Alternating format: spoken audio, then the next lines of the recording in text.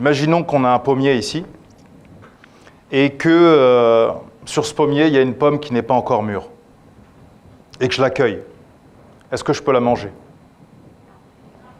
Parce qu'elle n'est pas mûre. Et est-ce qu'elle elle peut continuer de mûrir? Si elle est cueillie, c'est mort. Donc je peux ni la manger, ni elle peut mûrir. Donc j'ai tout gâché. Il valait mieux que je la laisse où elle est.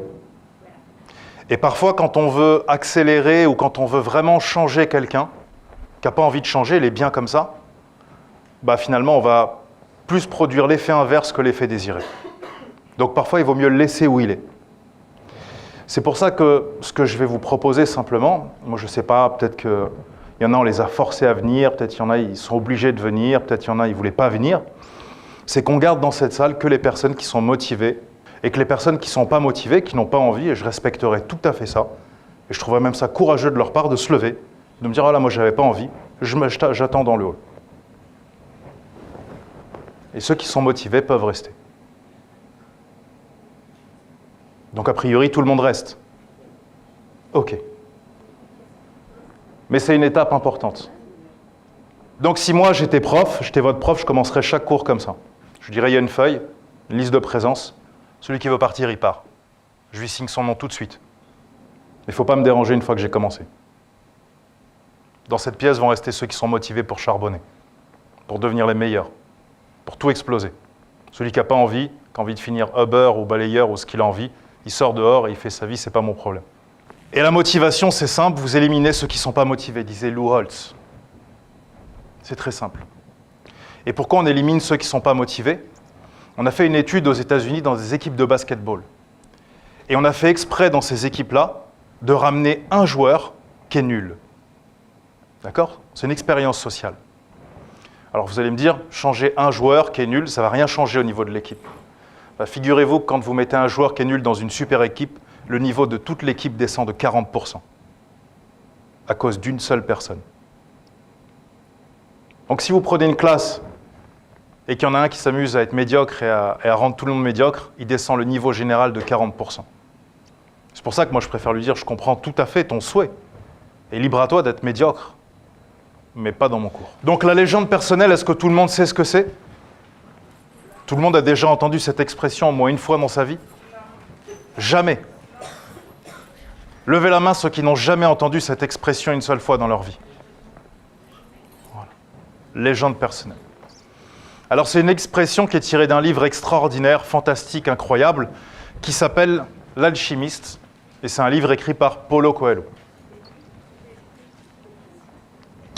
Donc c'est un livre qui est une référence. Et puis c'est l'histoire d'un jeune homme qui va aller à l'autre bout du monde et qui va vivre sa légende personnelle. Et sur cette terre, une grande partie des humains auront une légende personnelle et l'accompliront. Et le reste des humains auront une légende personnelle, et malheureusement pour eux, ils ne l'accompliront pas. On appelle ça passer à côté de sa vie. Mais encore une fois, c'est un choix et nous le respectons. Chacun est libre de passer à côté de sa vie si bon lui semble, après tout. Alors je vais vous raconter ma légende personnelle, pour que vous compreniez ce qu'est une légende personnelle. Moi, à la base, je suis un jeune normal qui était dans un gang de gars très très gentils, on appelait ça les Black Dragons Junior.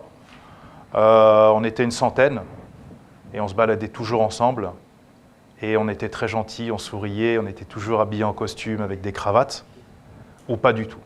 Peut-être qu'on était très méchants et que ça allait mal finir.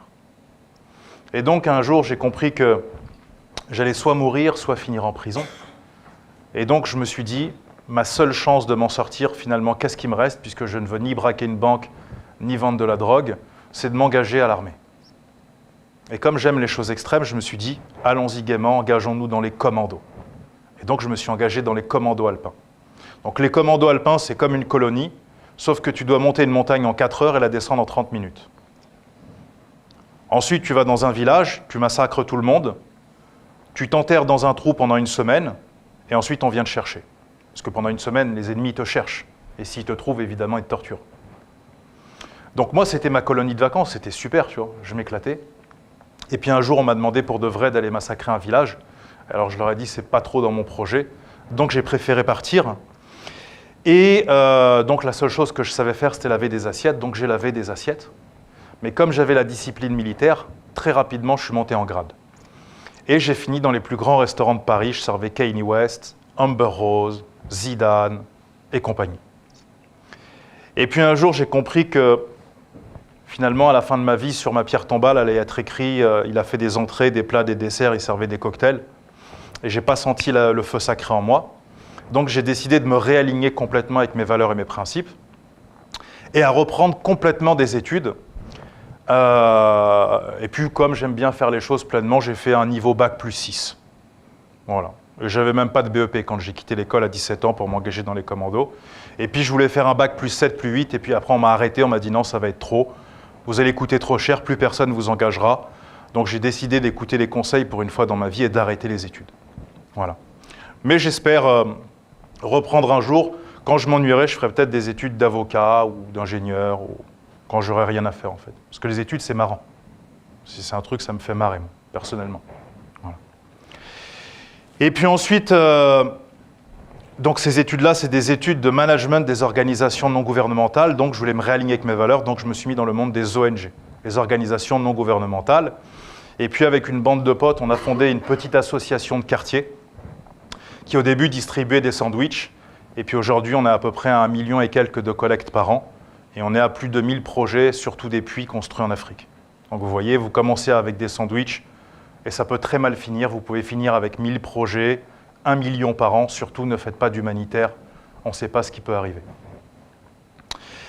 Et puis ensuite, comme j'ai décidé de ne jamais prendre d'argent dans le monde de l'humanitaire, parce que j'avais une certaine aversion pour les gens qui gaspillent l'argent, qui prennent de l'argent, j'avais aussi tout un bagage dans le développement personnel.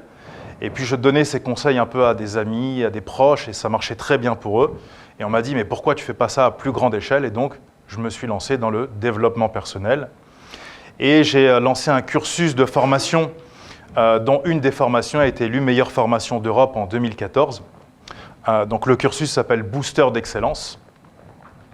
Et puis, je dis aux gens, libère-toi de tes peurs, débloque ton génie et révolutionne ta vie. Certains gens l'appliquent à la lettre et changent complètement de vie, ils ont une vie de dingue, et d'autres n'en font rien, et libre à eux, encore une fois.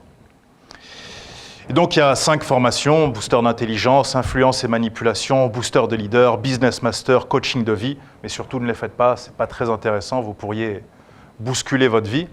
Et puis voilà le genre de mail que je reçois au quotidien.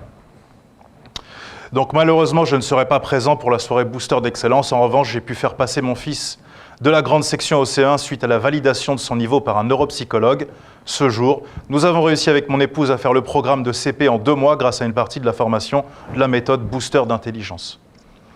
Et puis j'ai également une formation en lecture rapide où j'apprends aux gens à lire un livre de 200 pages en 1 heure et à mémoriser 80% du contenu en une demi-heure.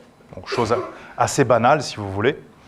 Et comme beaucoup de gens me disaient ça ne fonctionne pas, j'ai décidé qu'on allait au championnat de France de lecture rapide. Et donc un de mes élèves est champion de France de lecture rapide.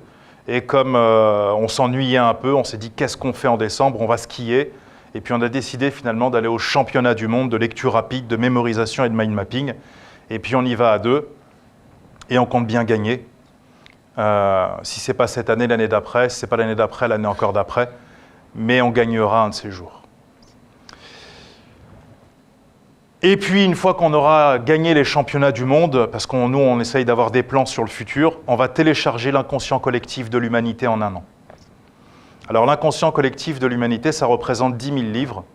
La Bible, la Torah, le Bhagavad Gita, les Upanishads, Tolstoï, Dostoïevski, Kant, Foucault, Baudrillard, etc. Donc, on va lire tout ça. Tout est à la Bibliothèque nationale François Mitterrand avec une équipe de 10 personnes. Et en 1 an, on aura téléchargé l'inconscient collectif de l'humanité. Attention, surtout, ne passe pas à l'action après cette vidéo. Non, surtout reste dans l'ombre et continue de priver le monde de ta lumière.